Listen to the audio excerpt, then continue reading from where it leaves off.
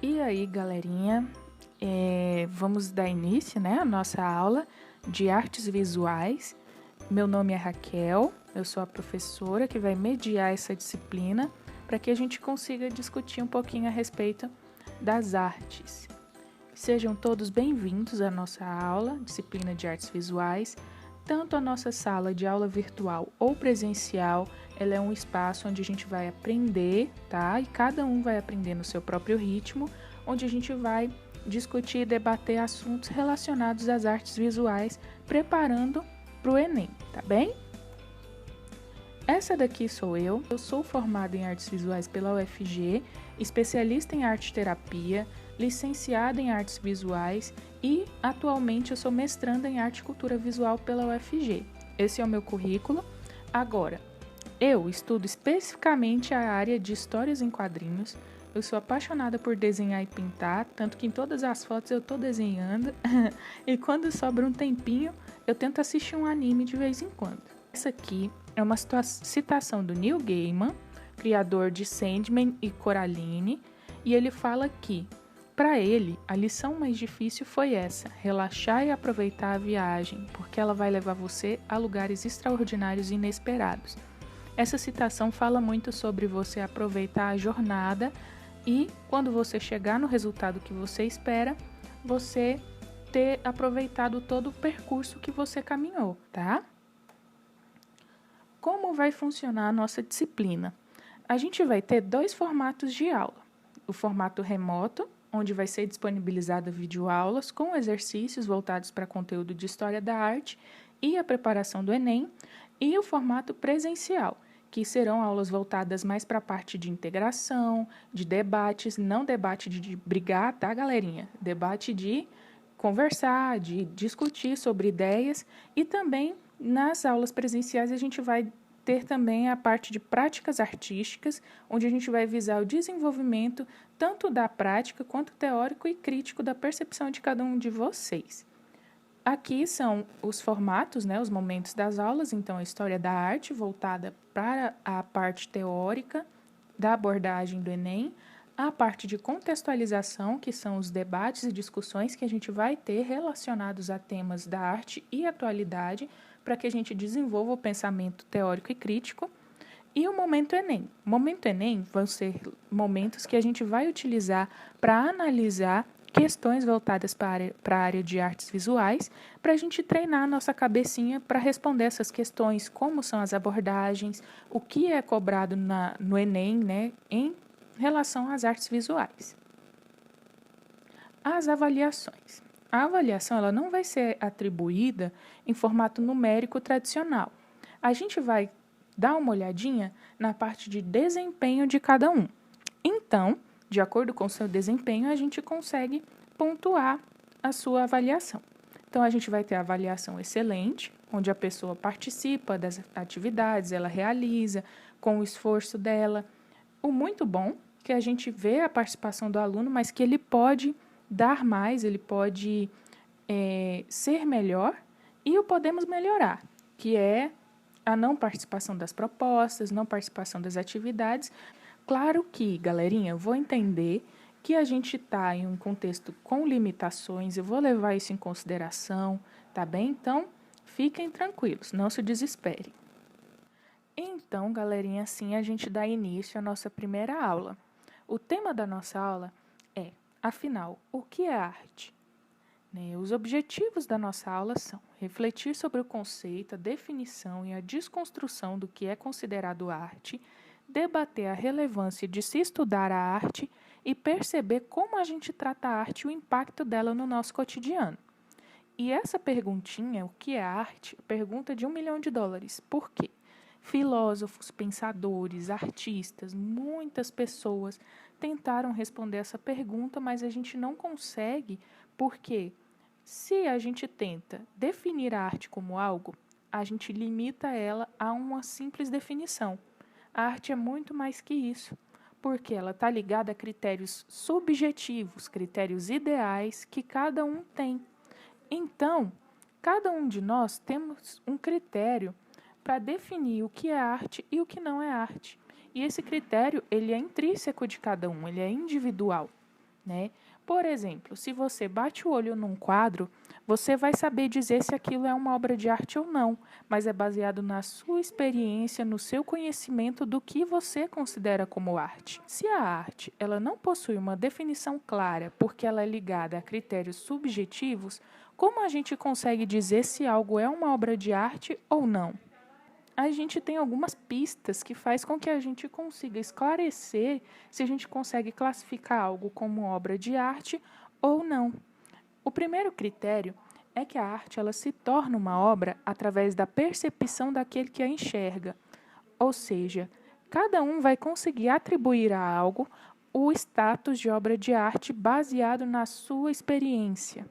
Tá? Então, se você olhar um panfleto, ver uma ilustração e ela te despertar algo, esse algo pode ser admiração, pode ser reflexão, ele vai te dizer se aquilo é uma obra de arte ou não, se você considera aquilo uma obra de arte, tá?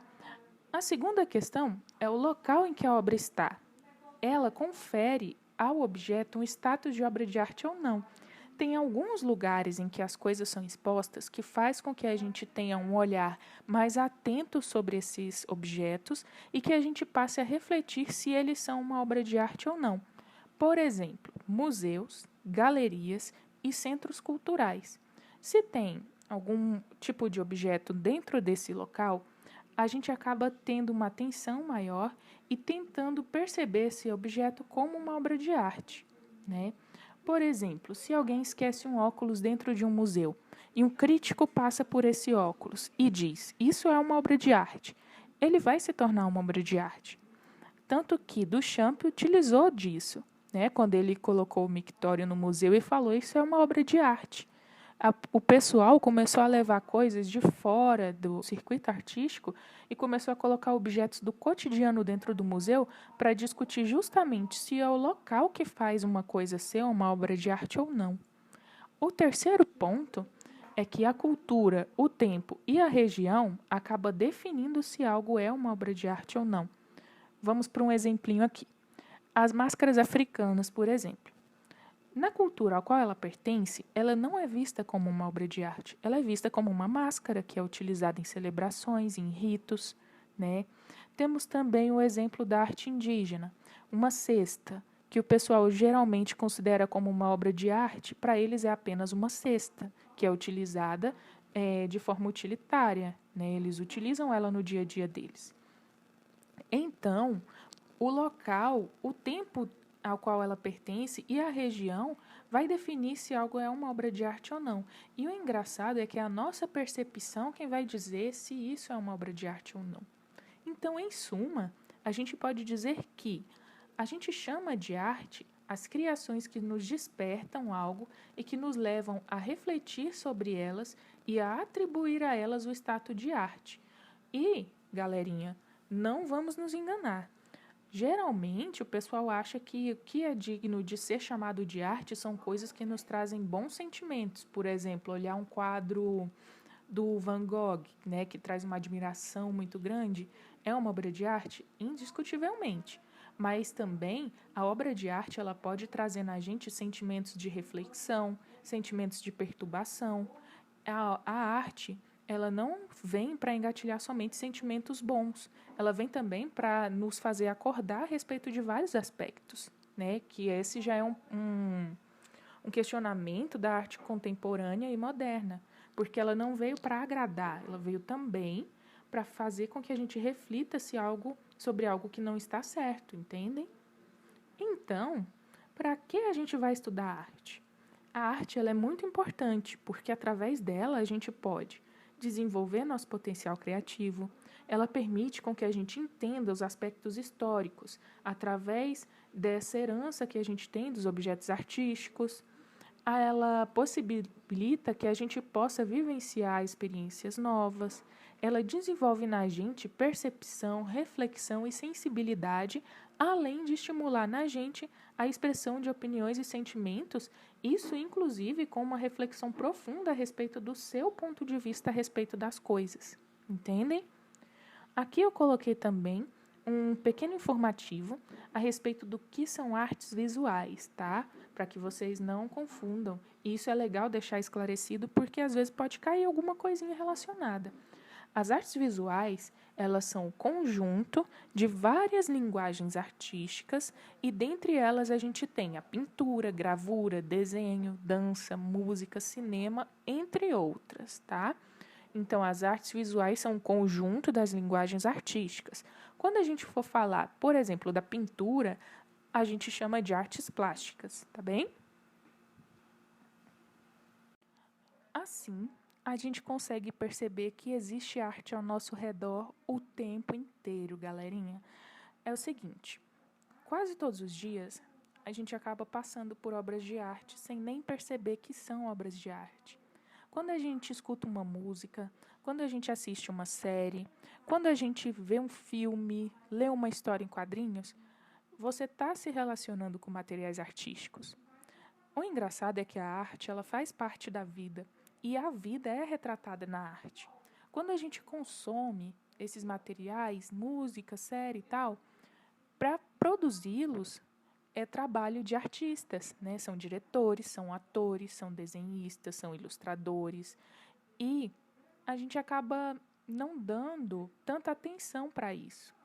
Aqui nas imagens eu trouxe 2 locais do centro de Goiânia para que a gente possa perceber a riqueza artística que existe nesses lugares e que muitas das vezes eles passam despercebidos pela gente, né? Essa primeira imagem são 3 prédios que foram pintados atualmente e são murais, né? Eles são gigantes, imensos e lindíssimos. E a gente está tão acostumado a olhar para baixo, a não perceber as coisas, a gente acaba perdendo essa esse encantamento por apreciar a arte dentro do nosso dia a dia. E na segunda imagem, eu trouxe uma representação, né, uma foto de um hotel que existe no centro de Goiânia e que ele tem uma riqueza histórica em relação à arquitetura, porque o centro da cidade de Goiânia, ele foi pensado de acordo com um viés arquitetônico chamado Art Nouveau. E ele fica escondido atrás de banner de loja. E é uma pena, porque é lindíssima, lindíssima as formas arquitetônicas dos prédios. E esse é um dos que não está escondido por banner de loja. E a gente passa por ele e não percebe, sabe, a beleza que existe. E a gente está cercado de arte o tempo inteiro. Isso é muito legal, pensar dessa forma, né? Aqui eu já trago um conceito, tá, relacionado a isso.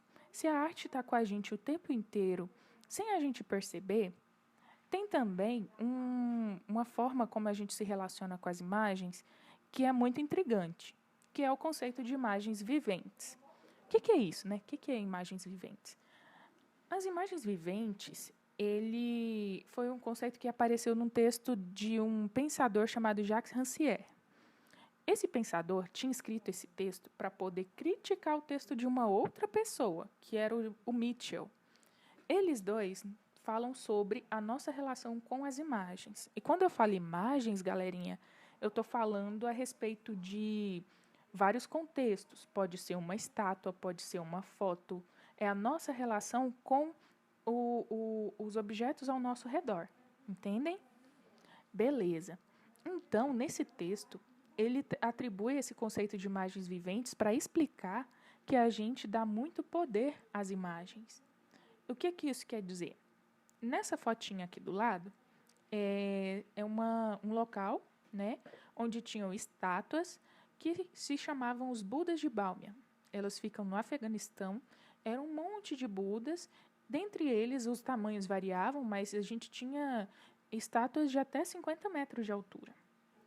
Essas estátuas, elas foram destruídas em 2001, porque elas foram combatidas pelo fato de que elas representavam divindades.